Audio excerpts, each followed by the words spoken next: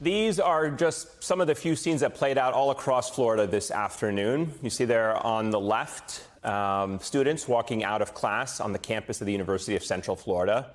On the right of your screen, students holding a rally on the campus of Eckerd College in St. Petersburg. In Miami, students at the city's public school for advanced studies also walked out of class.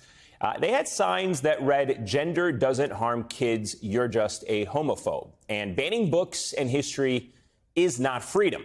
These students' protests were organized by Walk Out to Learn, which is a network of Florida-based student activists. And they were in response to the extreme education measures Florida Republican lawmakers have passed in recent months at the behest of their governor, Ron DeSantis, like the Stop Woke Act, a law which restricts how race and gender are discussed in public schools, and the Don't Say Gay law that bars state public schools from teaching about sexual orientation and gender identity in K through third grade. Just this week, the Florida Board of Education expanded the Don't Say Gay law's classroom ban to all grades. Teachers who violate these laws face being fired, even losing their teaching license in this state.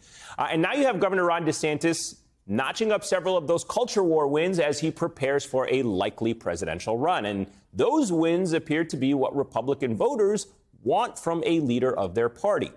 A new poll from the Wall Street Journal found that 55% of Republican primary voters say that fighting, quote, woke ideology in our schools and businesses is more important than protecting Medicare and Social Security. And while Republican lawmakers work overtime to court that sentiment from their party's base for political gain, one Florida Democrat who supported today's student walkout, State Representative Angie Nixon, she's calling out that obvious double standard, saying in part, quote, Republicans claim that they hate cancel culture. However, they are literally the ones trying to cancel cultures. They're trying to cancel our communities. They're trying to cancel the ability of our students, our babies, to learn, to be taught true history, Black history, LGBTQ history, and trans history, our history, American history. Joining us now is Democratic Florida State Representative Angie Nixon. State Representative Nixon, it is great to have you with us tonight. Thank you so much for making time. Let me first just get your reaction to what we saw play out today across your state, these walkout protests by the students. Yeah, so what played out today was greatness happening. We saw students at over 300 schools across the state of Florida pushing back against the discriminatory practices and policies that this overreaching Republican-led legislature and governor have been pushing over the past few years. And so we see our leaders of today, not tomorrow, are actually standing up. And it was great to witness. What do you make of how, this pace, the lightning speed with which Republicans have passed so many restrictive bills on these so-called culture war issues against wokeness in the past 6 weeks since the start of this session? Yeah, what we have is a overzealous and politically ambitious governor who's bullying our state legislature. At the end of the day, he should be more concerned with the fact that we have rising costs of property insurance, but instead he wants to continue to throw out red meat to a base. And he knows that he is actually losing some of the congressional members who have went on to endorse Donald Trump. And so he's trying at all costs to really use his bully pulpit to get these things passed, to try to, again, just appeal to a base of voters because he knows he's losing Trump voters right now. So how do you and your colleagues, your Democratic colleagues, respond to these measures? How do you fight this battle that is taking place right now when there's such a majority in the Florida state legislature that they can just drive this through at the behest of Ron DeSantis?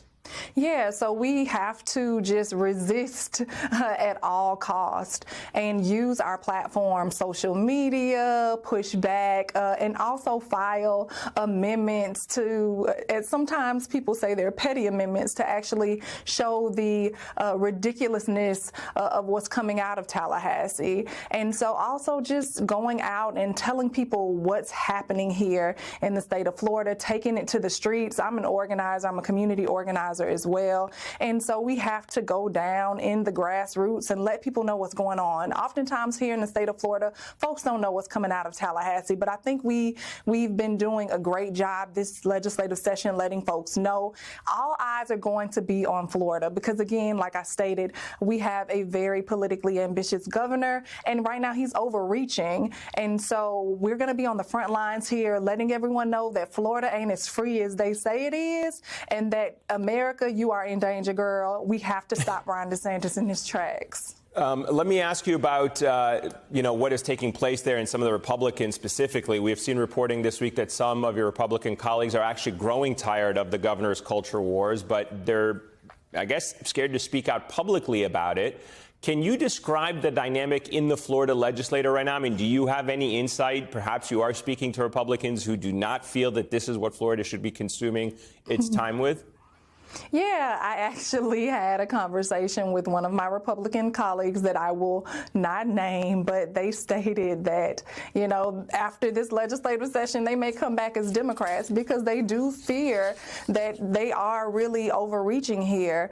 Look, at the end of the day, we have had 30 years of Republican rule in the state of Florida, and we are currently on a race to the bottom. What we have seen constantly, day in and day out, is the defunding of public schools. Our children have a lot of our children can't read and aren't even on grade level. We have an over 8,000 educator shortage. There's a mass exodus of educators in the state of Florida. Look, I have a roommate when I'm in Tallahassee, and she is a Florida State professor. She told me that there were some professors that were going to come to Florida, however, they rescinded and decided not to go because of the lack of academic freedom here in our state. We are losing our best and brightest here, and Florida's on a race to the bottom if we continue down this path. And again, America, we do not want DeSantis. Look what he's doing here in the state of Florida. We do not need someone like that leading the country. It is exactly what he is promising to do, to take what he's doing in Florida and bring it nationwide if he does make it to the White House. Democratic Florida State Representative Angie Nixon, really appreciate you making time for us tonight. Thank you so much. Thanks for having me.